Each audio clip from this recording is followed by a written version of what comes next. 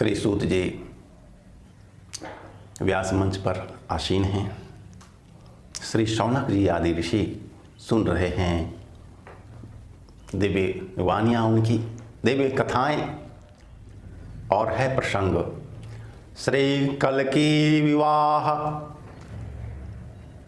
अब श्री कल्की भगवान का विवाह होने वाला है और उसके लिए भूमिकाएं बन रही हैं। आइए श्रवण करते हैं। श्री कल्की अवतार आसन पर विराजमान हैं। संध्या का समय है और उसी समय श्री भगवान के ज्ञान में सुख, जो कि उन्हें भगवान भोलेनाथ ने दिया था, सुख आता है और श्री भगवान की स्तुति आरंभ कर देता है। शरणं शरणं त्राहि मां शरणं शरणं शरणं त्राहि मां शरणं। कल्की निष्कलंक शरणं कल्की निष्कलंक शरणं त्राहि मां शरणं।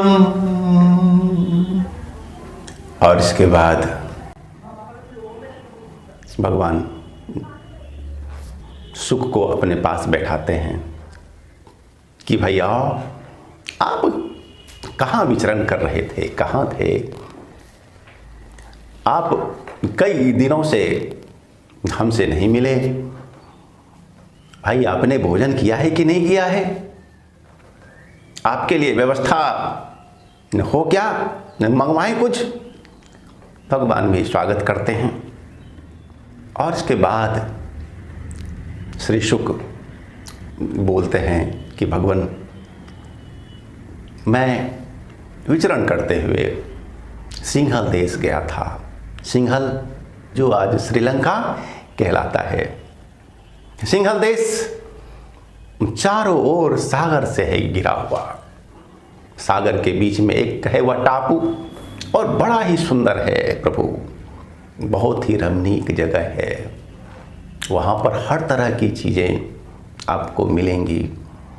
वहाँ का राजा भी बड़ा ही धार्मिक और बड़ा ही वह भक्त वत्सल है और साथ ही वह लोक सेवक भी है उच्च स्तर का। वह राजा अपनी प्रजाओं को संतान जैसा स्नेह देता है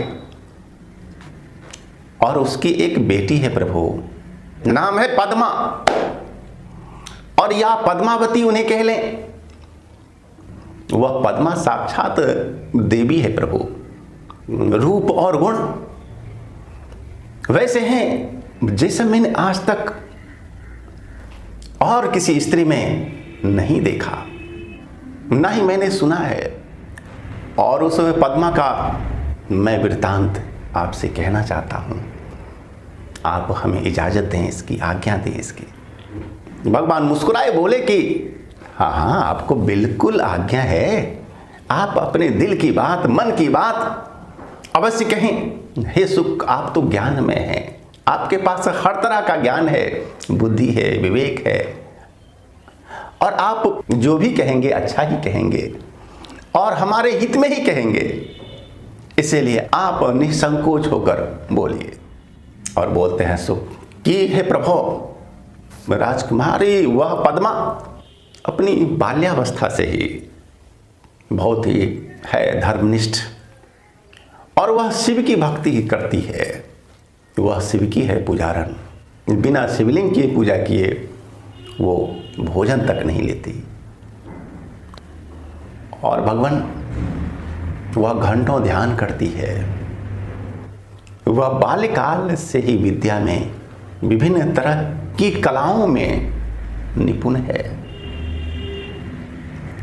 और प्रभु भगवान भोलेनाथ ने उन्हें वरदान दिया है एक वरदान दिया कि हे पद्मे, लक्ष्मी रूप हो तुम, तुम्हारे पति श्री विष्णु भगवान होंगे, विष्णु जी के ही अंश होंगे।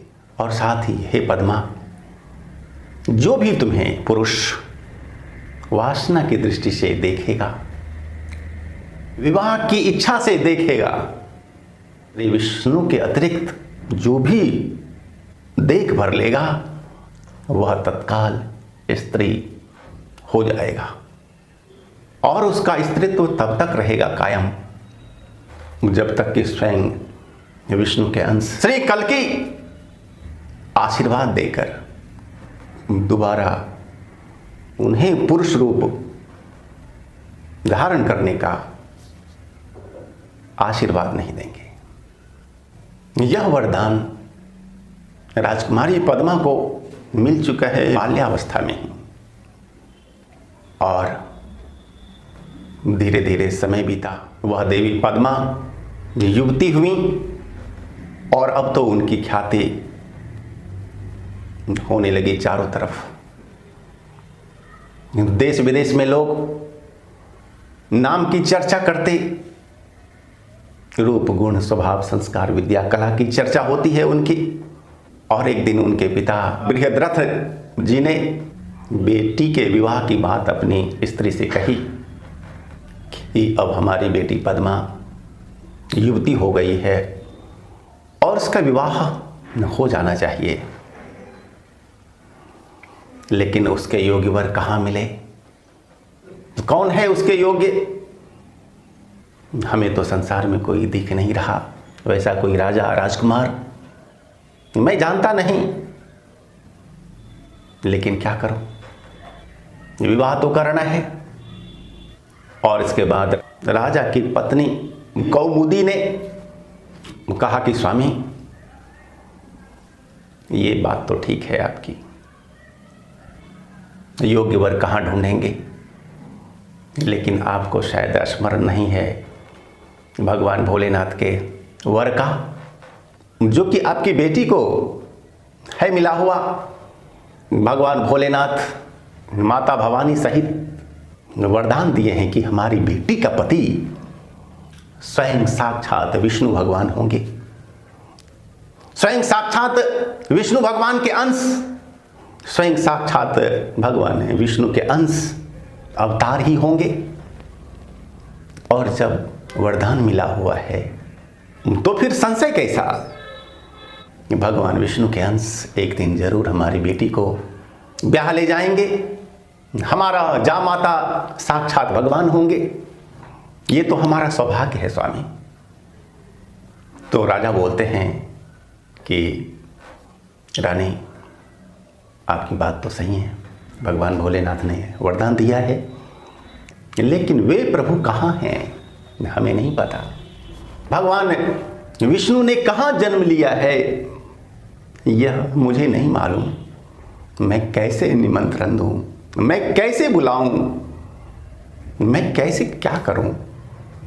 हे सुभगे, अब तो हमें एक ही दिखता है उपाय कि मैं स्वयंवर करूं, देश विदेश के सारे राजाओं राजकुमारों को मैं दूं निमंत्रण, और शायद उसमें से ही भगवान नारायण के भी अंश होंगे, और इस तरह से हमारी बेटी का विवाह श्री नारायण के अंश से संपन्न हो सकता है।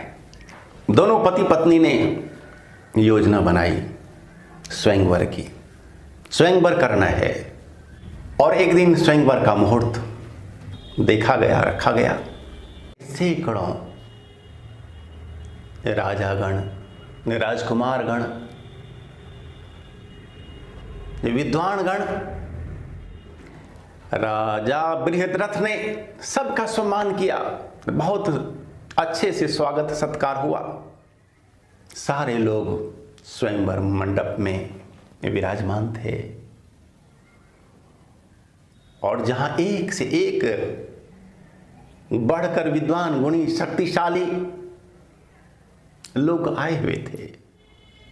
राजकुमारी पद्मा सखियों के साथ बिल्कुल सज धज कर स्वयंवर की माला हाथ में लिए हुए स्वयंवर मंडप में आती हैं और सभी राजागण, राजकुमारगण जो भी विवाह के इच्छुक थे, सबने राजकुमारी को गौर से देखा। यह राजकुमारी अत्यंत ही सुंदर हैं।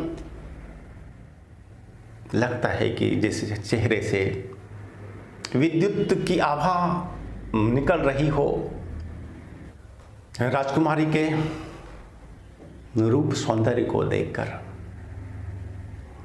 विवाह इच्छुक सारे लोग काम पीड़ित हो गए। मैं भी वहां पर उपस्थित था।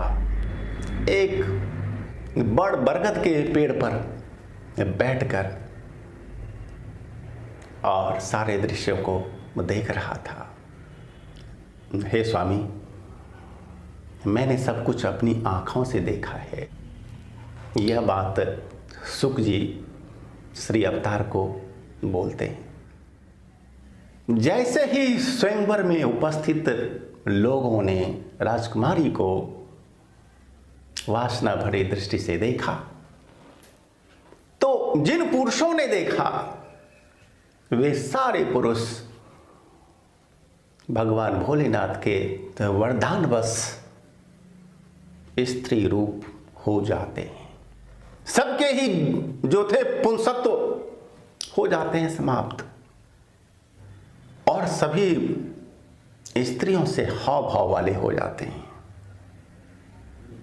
यह देखकर राजकुमारी के पिता बहुत ही शोकाकुल हुए। रानी भी शोक में डूब गईं। राजकुमारी बहुत आश्चर्य से भर गईं। ये क्या, मेरे भाग्य में है नहीं कोई? जितने भी राजे महाराजे राजकुमार विद्वानगण थे, सब के सब स्त्री रूप हो गए। यह कैसी विडंबना है प्रभु। राजकुमारी पद्मा भगवान शिव साथ ही भगवान विष्णु को याद करती हैं कि हे प्रभु, अब आप ही लाज बचा सकते हैं, अब आप पर ही आसरा है। शोक में डूबी हुई राजकुमारी स्वयंवर मंडप से लौट आती हैं।